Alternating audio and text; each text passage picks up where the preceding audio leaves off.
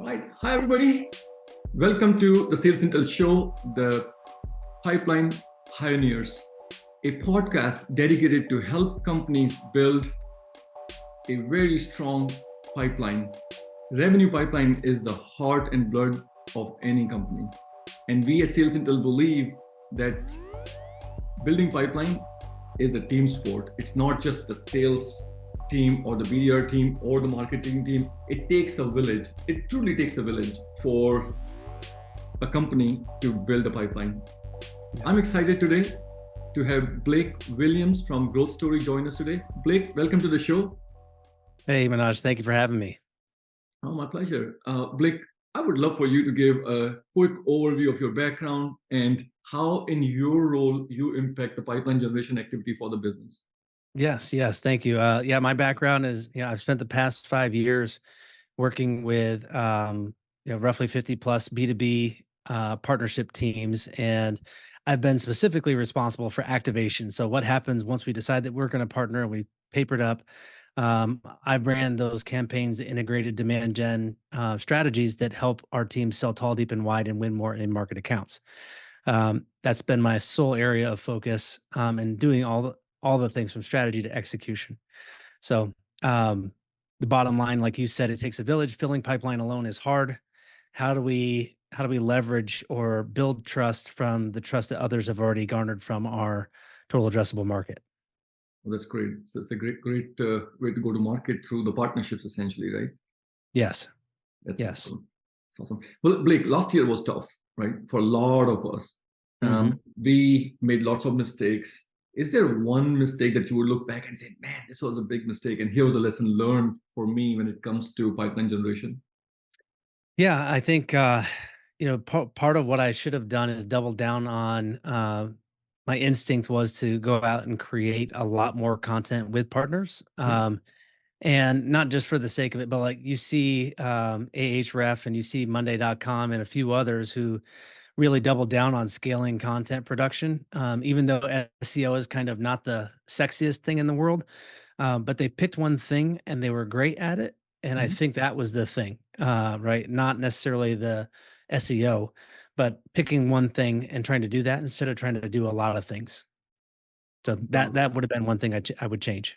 No, that's great. So in other words, focus, right? Focus Yes. on the content generation. That's great. Yes. Well, we are in New Year. What is one new experiment that you have up your sleeves that you are excited about that you would love to share with the audience here?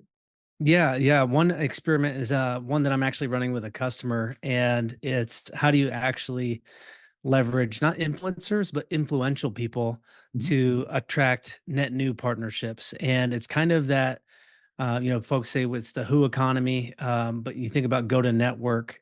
How do you actually acquire those partners in a way that you get those warm intros significantly faster without expending a ton of money? So one company is User Centrics. We're running this play with them where they've got their list of the top 250 partners that they want in the world. And we are basically creating content with those target folks and the people who are influential in that community or the communities that they are already operate in.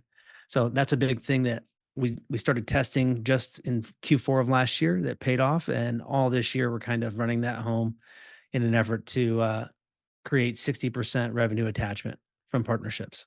That is awesome. So a couple of questions on that. Yeah.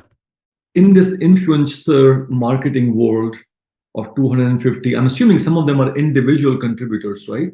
Or these are companies, 250 companies that you're going after.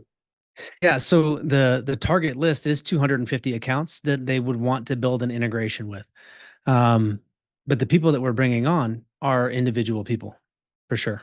Not within those accounts. The influencer could be outside the account as well. Exactly. Whoever's influential. It could be inside the account, could be outside the account, but 100% of people own their LinkedIn profile and the ability to create content for our shared audiences, right? And ultimately, that's what's going to end up driving this, this flywheel effect within that community. Oh, that's great. That is great. Very, very powerful. Very powerful. How do you measure it? Because how do you measure it? Somebody puts a content there, and they have 4,000-5,000 connections, and then closing an account, how do you put these two How do pieces you pull them together or together? tie them together to say, yep, this content led to this account? Yes.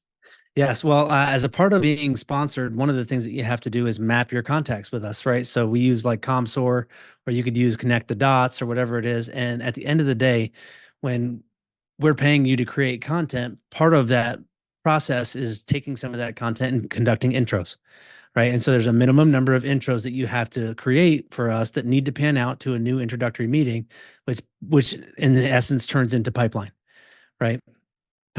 That plus you get the distribution of the impressions, plus you get the distribution of the engagements and all the other fuzzy things that don't map back to dollars.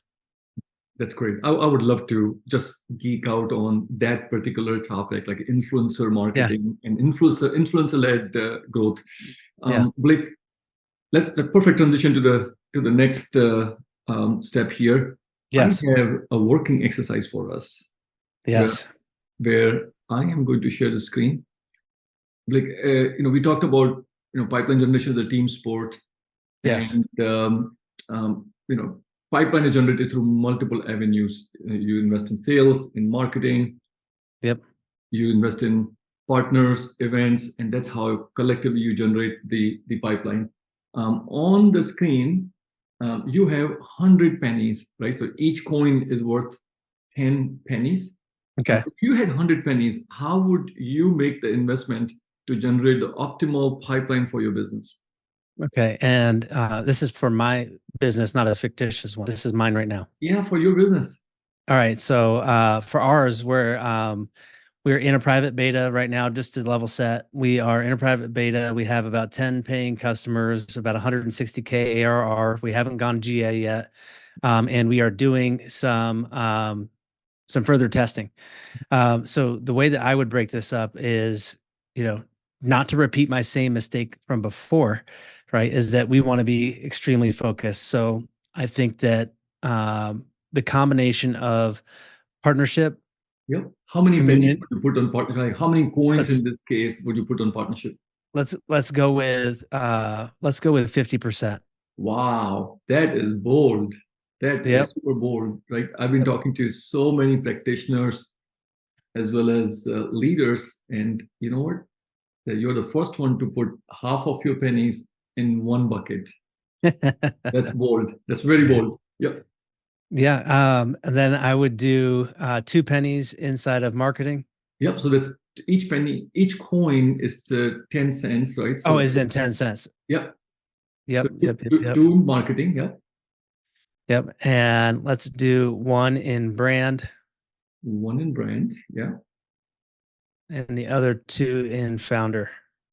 Founder led. Other two. I would love for you to double click on the founder. Like, talk to me about your motion around founder.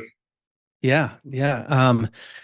So my last company, the agency, we ended up getting to $7 million, and I did it all. I didn't send one email. I tried, it didn't work. Right. Most of it came from introductions that occurred over LinkedIn, right? Mhm. Or through my network. And I don't have a massive audience, but the people in my audience are the people that are down for what I'm pushing out, Yeah. right? And that kind of thing. So to do the exact same thing, um, I've gotten that audience. Now it's easy for me to get, 100 folks on a call, or 200 people to a webinar, especially with partnerships. So I feel like founder-led sales as a bootstrap company is something that we can do significantly longer. Yep.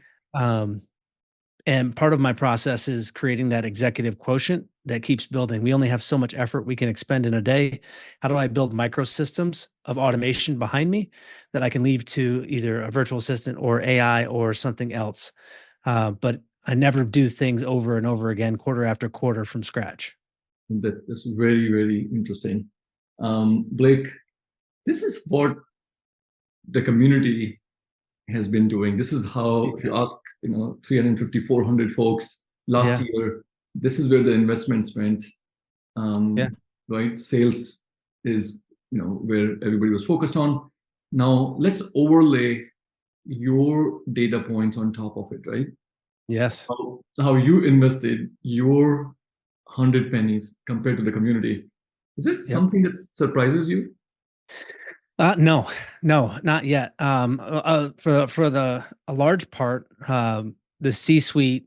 If you look at organizations who are going to market efficiently through partners, Yep. they're getting a significantly higher demand gen multiplier out of that. Which means if I spend $1 directly, I get way more back in terms of ROI from partnerships.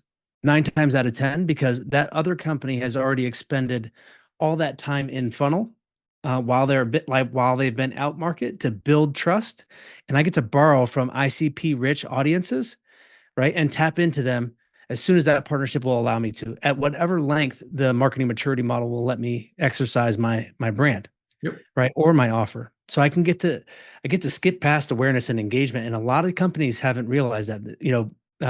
Like the crossbeam and the reveal and the partner tap of account mapping, that's amazing second party data that needs to be combined with third party data that not a ton of people have made that connection on, right? And I built my last business doing it, um, but it's insane when it happens. No, this is very good.